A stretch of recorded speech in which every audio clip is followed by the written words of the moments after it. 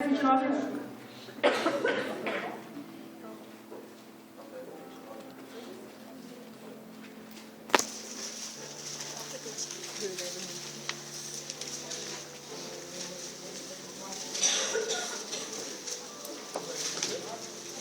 Provérbios 29:1. O que você está fazendo? Deixa eu ver um teste depois. Amém? Fala assim: quem insiste no erro, depois de muita repreensão, será destruído, sem aviso e irremediavelmente. Deus, ele sempre quer o nosso melhor. Ele sempre vai nos avisar sobre os nossos erros para que a gente possa mudar. Mas se nós não queremos, não aceitamos a repreensão, Deus, ele não vai poder fazer nada, porque ele não nos força a nada. Então, agora eu quero falar um pouco sobre estar na presença de Deus, sobre o temor de estar na presença dele, que é algo que está se perdendo. A gente vê até mesmo dentro das igrejas. As pessoas, elas conhecem a palavra, só que elas sempre permanecem no mesmo erro, sempre caem no mesmo pecado. E elas já foram repreendidas várias vezes, às vezes, sem vezes. Só que, mesmo que a gente não concorde com repreensão muitas vezes, porque achamos que estamos certos, nós temos que entender que as autoridades que foram colocadas sobre a nossa vida, nós temos que obedecer a elas, porque foi Deus quem colocou elas lá. Os nossos líderes e pastores, eles nos repreendem porque estão julgando a gente. Eles querem o melhor para nós. Então, mesmo que a gente não concorde com a repreensão, a gente tem que obedecer, porque a desobediência é pecado. E eu queria que vocês abrissem o Provérbios 1:7.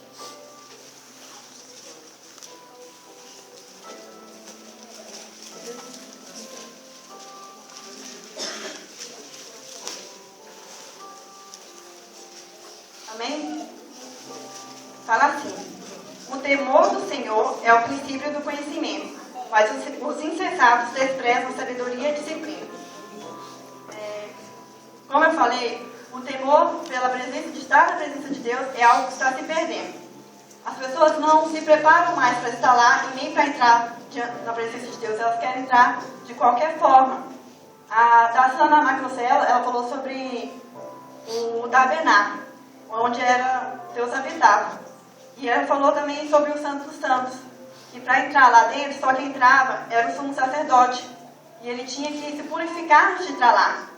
E é o que nós temos que entender, que o mesmo Deus que vivia lá no tabernáculo, ele vive em qualquer lugar hoje em dia, porque o véu foi rasgado, ele está em todos os lugares, e ele também está aqui na igreja. E o mesmo Deus que existia toda aquela purificação para entrar na presença dele, ele também quer o mesmo hoje. Porque lá em Hebreus 13:8, fala que ele é o mesmo ontem, hoje e eternamente. Então a forma dele pensar sobre o pecado e o que ele pede para purificação, para as pessoas entrarem na presença dele, é o que ele quer ainda hoje.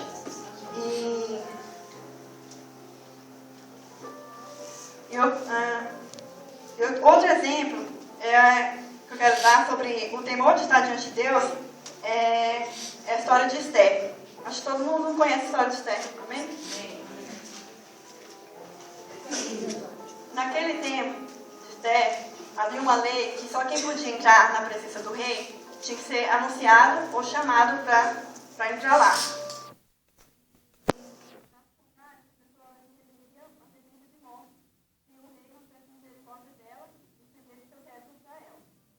Agora eu quero que vocês imaginem que Esther somos nós e o rei seja Deus. Antes de Esther entrar lá na presença do rei para pedir pelo povo judeu, porque tinha sido marcado uma data para a destruição de todo aquele povo. Então ela queria interceder por eles, porque ela também era judia. E o que ela fez antes de entrar na presença do rei? Ela se preparou e ela se purificou. Por quê? Ela pediu para o seu primo Mordecai reunisse todos os judeus e pedissem para eles, orassem por ela e jejuassem durante 3 dias e 3 noites, sem beber água e sem comer. Que ela também estaria fazendo o mesmo, ou seja, ela está se purificando, se preparando. Por quê? Porque Esther tinha o temor de estar diante de Deus, ou diante do rei. Para vocês imaginarem que Esther somos nós e o rei é Deus. E uma coisa que eu acredito é que na Bíblia nada está por acaso.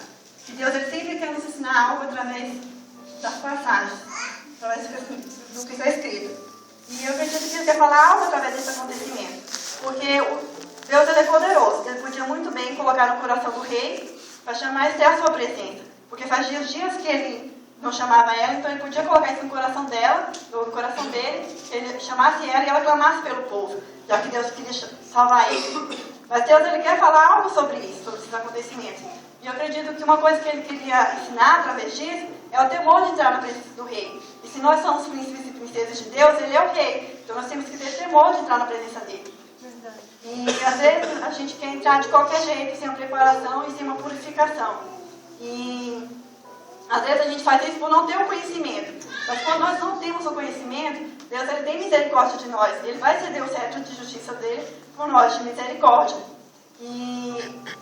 Mas tem pessoas que já sabem o que é certo e o que é errado. Então o que a gente tem que entender é que nós vamos ser cobrados de acordo com o nosso conhecimento. Mas também não vale ele não ler mais a Bíblia só para dizer que não quer ter o conhecimento. Então você nós seremos cobrados de acordo com o nosso conhecimento, como eu falei. E agora eu queria que vocês abrissem lá em Salmo 69, 9.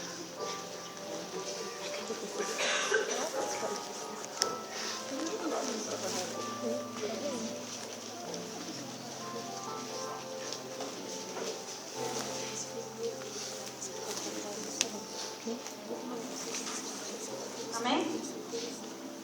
Fala assim: pois o zelo pela tua casa me consome, e os insultos daqueles que te insultam caem sobre mim. Aqui fala assim, quero destacar a parte A do versículo, que fala assim: pois o zelo pela tua casa me consome. E o que o salmista queria dizer aqui? Eu imagino que ele quer falar sobre a reverência de estar na casa de Deus.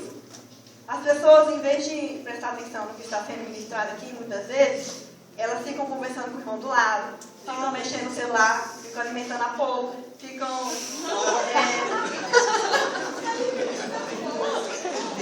Se identificou, né?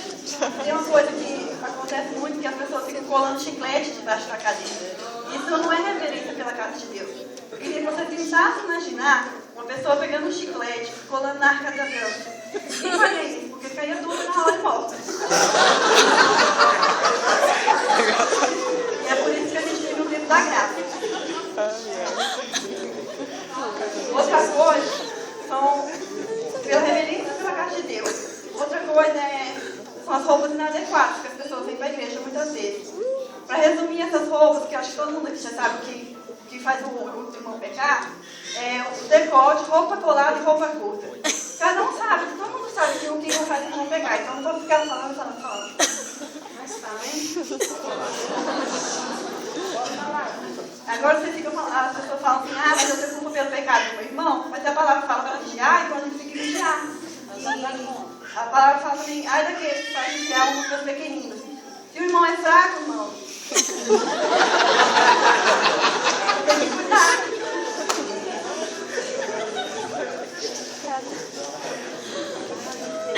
Isso serve tanto para as mulheres como para homens, tá? E as pessoas pensam que muitas vezes falam das roupas, mas só pensam nas mulheres, esquecem dos homens. Eu quero ressaltar assim: onde está a nossa reverência pela casa de Deus? Eu queria que vocês parassem para pensar sobre como vocês estão tentando entrar na presença de Deus. Vocês estão se preparando, se purificando para estar diante de Deus? Eu trouxe essa palavra hoje para trazer um despertar para nossas mentes, porque está na hora da gente parar de brincar de ser crente e fazer as coisas certas, como Deus pede. Porque senão a gente corre o risco de ficar como Jesus botar. Porque no nosso ver, a gente pode fazer pequenas coisas, mas para Deus não existe pecado pequeno e pecado grande. Para Deus é tudo no mesmo tamanho. O que muda entre os pecados são as consequências, não o tamanho deles. E para Deus tudo é a mesma coisa. Então a gente tem que parar de ficar se escorando na misericórdia de Deus e fazer o que é certo. Deus é bom, Ele é misericordioso sim, mas também a gente tem que vigiar e cuidar.